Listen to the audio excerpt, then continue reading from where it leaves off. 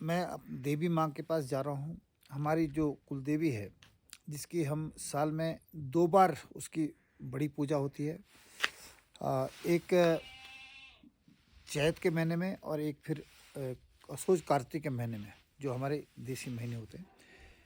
और हमारी जो देवी है उसमें शरद ऋतु में खास करके उन्हें एक बलि भी दी जाती है और उसे गांव वाले सभी लोग पूजा करते हैं। और पूरे इलाके में जौनसार, बाउर, जौनपुर और सिरमौर तक इसकी पूजा होती है। और सबकी वो एक ही कुलदेवी है जो हिमाचल में है। पौंटा होकर जाना होता है, पौंटा साहिब होकर के, और नाहन से आगे कहीं पर है तिलकपुर एक जगह आती है, वहाँ पर हमारी देवी है, जहाँ मैं आज जा रहा हूँ। आज मैं इसलिए जा रहा हूँ कि ये हमारी एक परंपरा है कि उस कुल देवी को सिर्फ वही लोग पूजते हैं जो घर के सबसे बड़े होते हैं, जो ज्येष्ठ होते हैं।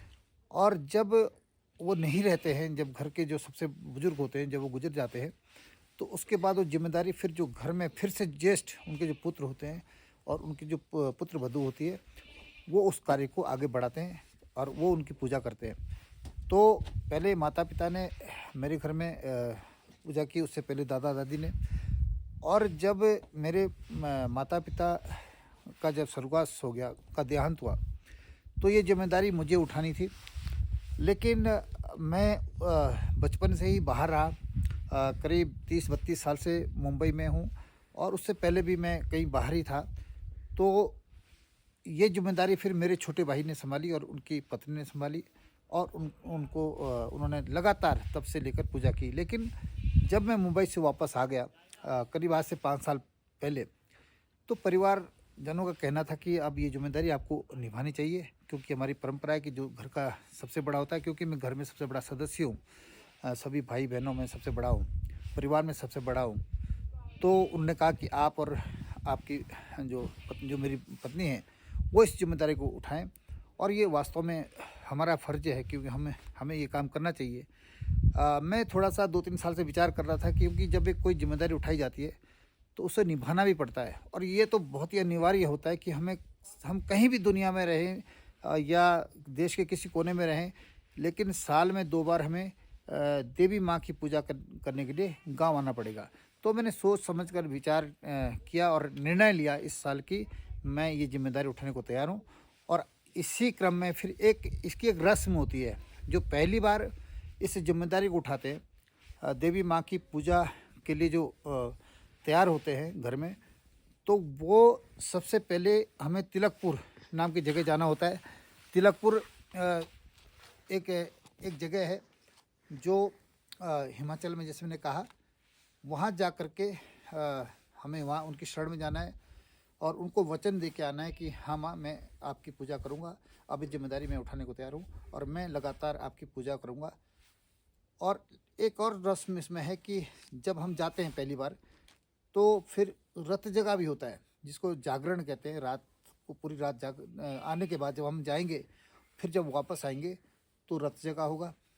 एक बकरी की बलि दी जाएगी और बकरी की बलि देने के बाद पूरा गांव आएगा और पूरे गांव के लोग जागरण करेंगे। और हमारे यहाँ तो नाच गाना भी होता है उस दिन कभी कभी।